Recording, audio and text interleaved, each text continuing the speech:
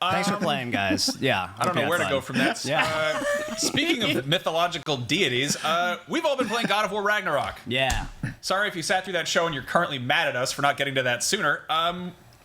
We asked you to submit a bunch of questions about God of War Ragnarok based on what we've played of it. I believe we can only talk about the first 5 hours, but we also are going to be extremely sensitive about spoilers. We don't want to spoil anything. Jada, what do we got? So I put out a poll over the weekend to our Facebook Beyond group. So for our listeners out there, if you aren't there, get in there because I'm going to be doing polls and questions like that and getting your input, answering your questions.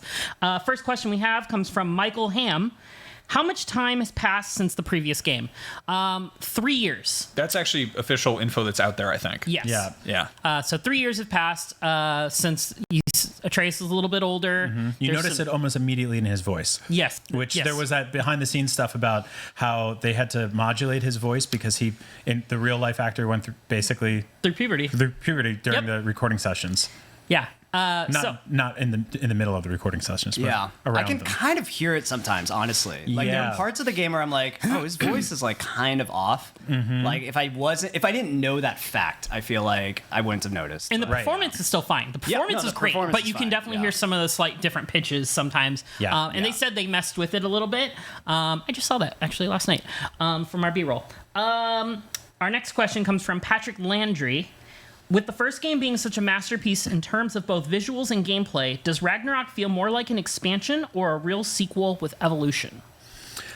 You and I were actually. I was talking about this with Rebecca Valentine here at IGN earlier this morning about like what really constitutes a sequel for people. Like, the original God of War franchise kind of ran its course, also very beloved, but then it got rebooted in 2018 in a way like we hadn't seen a video game reboot in quite some time.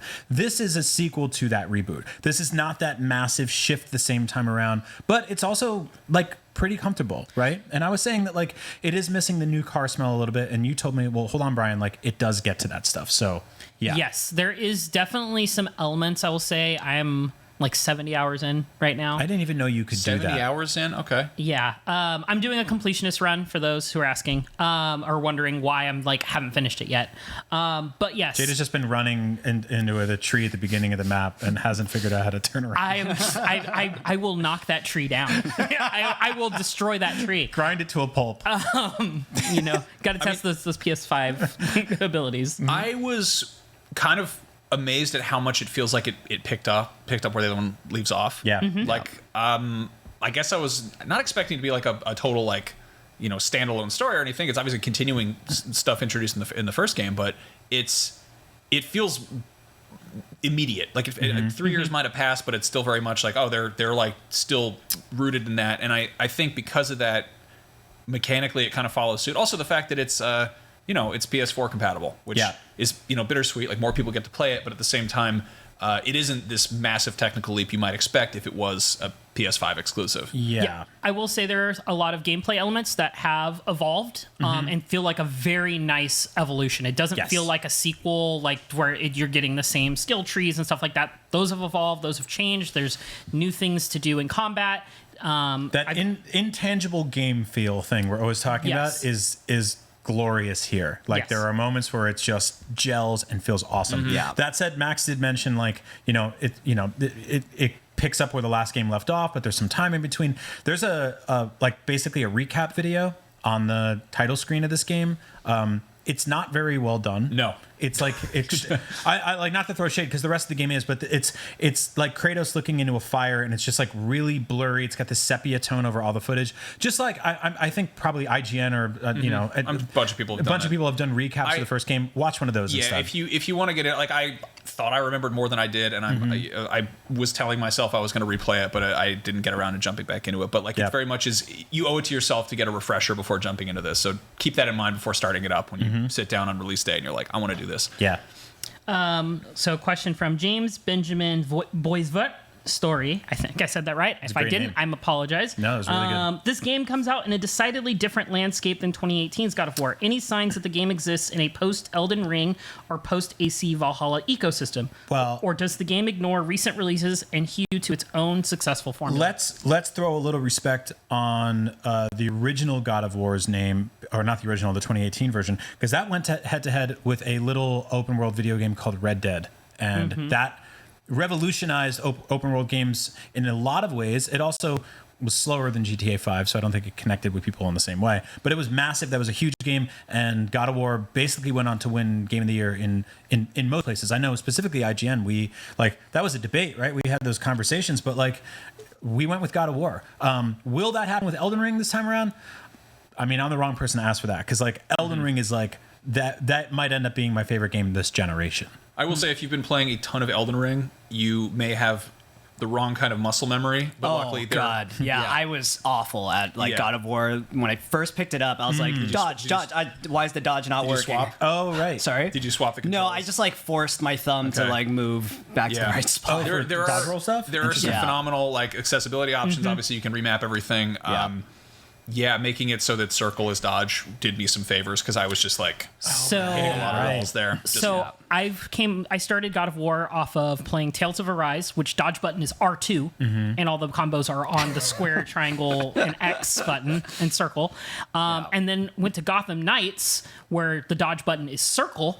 And then switched to God of War, where my dodge button was X. Yeah. Oh. So my buttons have been all messed up. I can't tell you how many times. The first fight, going back when I was stopping and starting between the different games, was just horrendous. I was dying in the first fight every time. You ever played PS5 for a week and then like loaded a Switch game and just accidentally backed out of everything that you're trying to do? Every single time. Everyone get all the console manufacturers and bring Steam there too on a vacation and just sort that out. Where does the X button live? Yeah, exactly. Exactly. No, there is an option to to swap X and circle, and I highly recommend doing that if you, like the PlayStation in like Asian countries, the circle is like the X button. Really? Yeah. Because to make it more consistent with like Nintendo's like button mapping. Like, I think that because it's like circle, no. Yeah, like exactly. Yes. For some reason, the Western world was like, no. Remember, like means go. When you started playing Breath of the Wild and like the top button is jump, yes, because it's like because you go up. That makes sense. But my brain was also like, it's never up there. It's never up. Yeah, that's what they wanted the triangle to be because it's pointing up. Right. Get up there. But I don't know if we're answering these questions very well. I think we're doing great. Kevin Jackson, have any controls changed since the original a la Spider-Man PS4 to Miles Morales PS5? I think when you're talking about controls, I think he's not talking about like being able like buttons moving around, but more of like combat abilities. Yes, the triangle button is specifically changed. In the previous God of War, triangle was purely meant for switching to your axe, calling back your axe. Now it has special effects depending on which weapon that you are wielding. If you're wielding the Leviathan axe, holding triangle will charge the axe with frost, adding it different effects, giving different moves. And it's the same thing with the Blades of Chaos. You mash the triangle button and he whips the chains, and which do damage. And then it looks so cool. It looks so cool. It's very good. And if you get a specific pommel for those Blades of Chaos, it will actually repel range projectiles automatically for you. Whoa. So keep an eye out for that one. Yeah, I'll give that a shot. I also I didn't know what those things did. Right. They didn't really explain these new things well. And I was like, was this in the last game? Like, I don't think so. And there's also like the permafrost effect as well that I didn't notice for like 15 hours into this game. And then I looked down one day, it was like L1 plus triangle. So I press it now. And I was like, what? Yeah, so permafrost and the I forget what the immolation. Those were in the previous game. Oh, they were in there.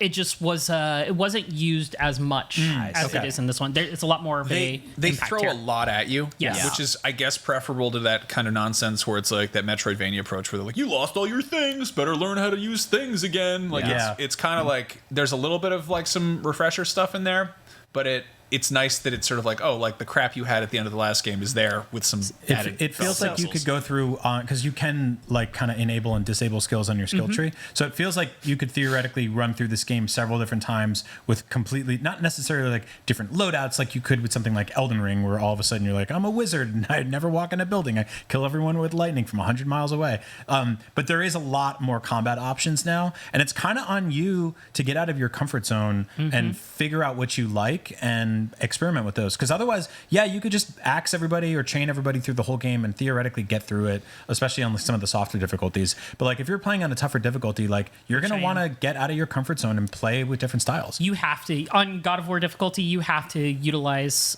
everything at your disposal. Especially I'm doing some of the end game boss fights now, and don't talk about them. I'm not talking about them. You can't say it. But you shouldn't even say you played them. I'm just saying I'm playing them. You need but to get in trouble. So back to our questions. Let's see. We have Kevin Garaventa. A lot of Kevin's asking questions in the PlayStation Beyond group. Are you playing on PS4 or PS5?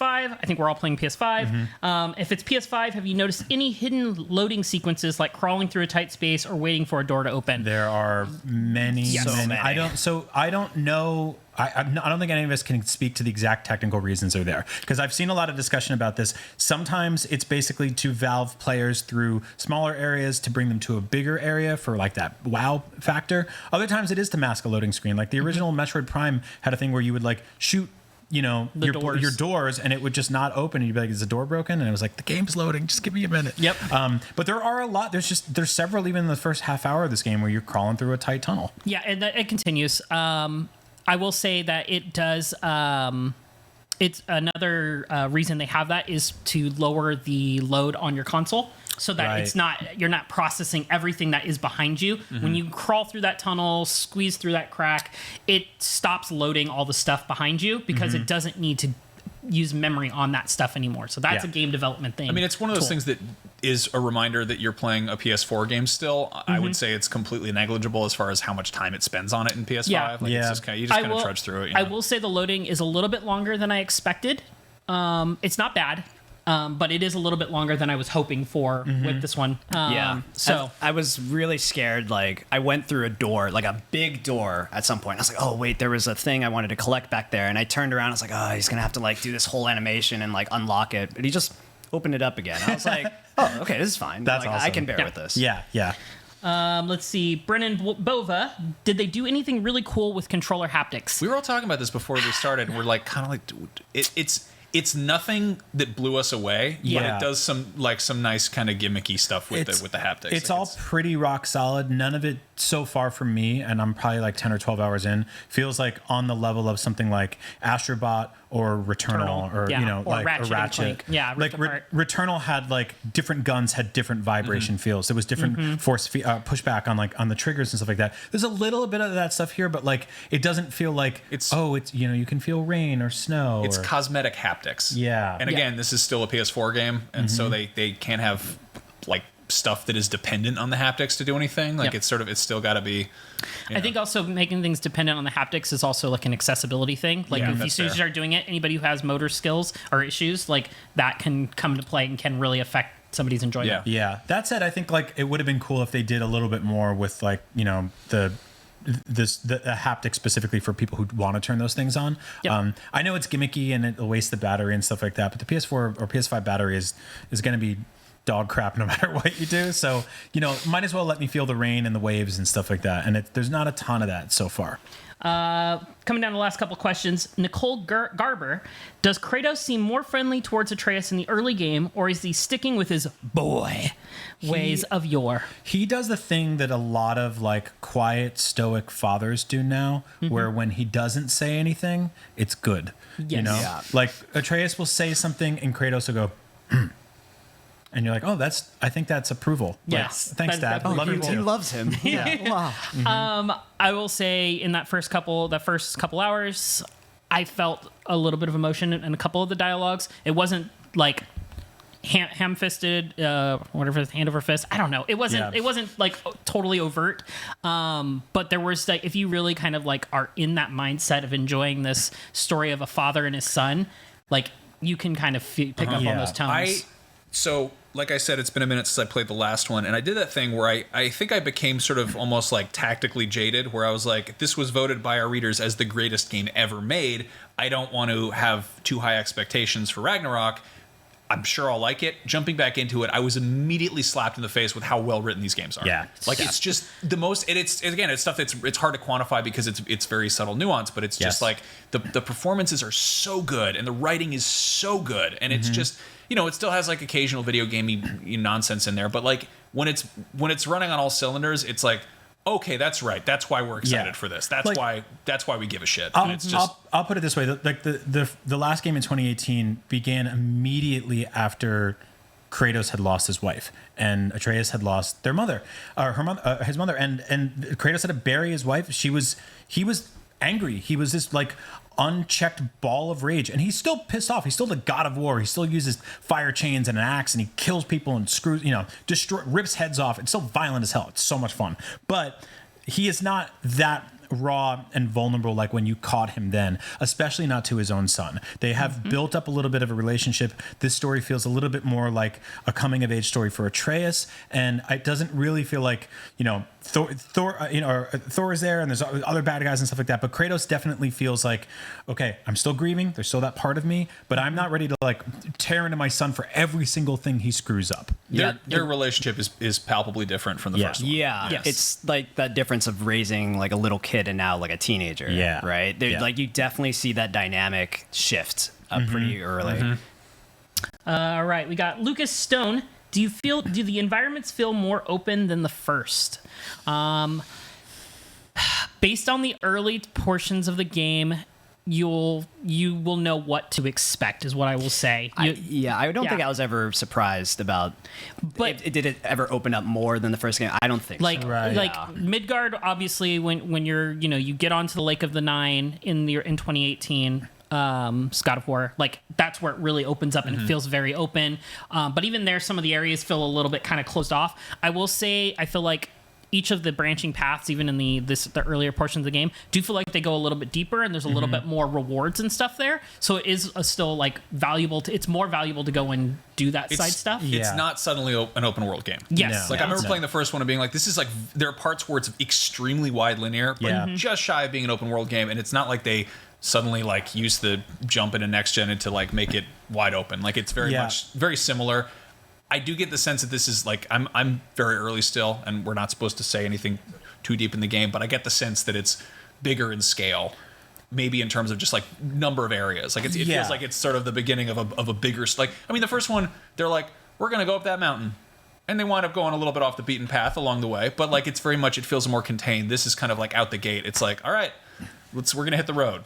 I will say that like you do golden path this game for the first few hours, and then it starts to give you some options, and it's up to you to take those. But one of the first first one or two of those turned into like really cool, really interesting, just like visually impressive, and just like just really fun, cool adventures. And within those side areas were alternate or additional tinier areas that you could go and find treasure chests and stuff like that. Like almost every area you're in has like a little side path that at the very least has a small thread you can pull on that might just lead to like, some stuff to pick up or a treasure chest to open, and others lead to like whole other things that do show up in your think about when you're playing like a GTA game or something like that. You've got your main quests, and then there's side quests, and like this game does give you those options eventually as well. The side quests too are really great, just because like you guys know me. I play games. When I'm playing games, I usually have on my other TV. I'm watching a movie, watching a TV show, trying to catch up on something. I can't do that with God of War because it is so good. The writing is just so stellar that I want to dedicate 100% of my focus and attention to it. And I don't do that for many games. And so this is one of those games where I'm like so just drawn in from the story beats, the writing, from even just like the little side characters when you just like go up and talk to Brock or Sindri and you hit triangle and they give you stuff. The dialogue is just, it's immaculate. It's just kudos to the writers at Sony Santa Monica. I will say though, on the topic of like side quests and stuff, it does break a little bit of like narrative immersion for me, because Kratos as a character is a guy who doesn't want to do any bullshit. Yeah. And then these side quests pop up, you have chests off to the side, and you're like, I have to do bullshit. And so like he does love to smash stuff though. Right, yeah. Like he's getting like a box cutter and like carefully. Yeah, but he's still sliding open a coffin, He's not smashing the roof of it open. In terms of like there's always that immersion breaking that happens with open world games, especially where like I remember in like Zelda, right? Breath of the Wild. You're like, I just saved the princess and stopped the evil Ganon, but I also could collect like 400 turns. Right. It's this really weird balance in open world that I don't know if I've ever really seen anybody like nail it yet. Like, I know Red Dead 2 also had this issue for me. To God of War's credit, I think that like this game and the last game, like the main purpose of the story, and I don't know exactly where this one is going yet, but in the first game, like we have to spread our mother's ashes on a mountain, right? There wasn't any like very distinct urgency to that. That was like, we should get around to doing this, but like she's not getting any younger, so it doesn't really matter, right? Right. And in this game, like there's conflicts and there's obviously threats and there's things that you have to deal with, but there's also like like there are characters that are like, oh, we don't have to really worry about this just yet. So if you want to go do this, you can go do that. Yeah. So this game is a little bit better about stuff. But yeah, I'm also totally with you. Like this happens in every game. Like if you want to golden path it and get to the end, sure. But like there's alternate stuff here, and your brain has to kind of say like, let's not think too hard about how I spent like 5 hours this afternoon, like climbing up a hill to open up a treasure chest because like somebody really needs me in the opposite direction. Nice. Right. I mean, it's not like I would say that's a negative point for the game. It's just one of these things for open world games that I wish was more ingrained, like organically. Yeah. I mean, open world games are completely antithetical to telling a story, and God of War walks an interesting line where it's like it's walking a line, but there's some little branching points where you can go off on the side.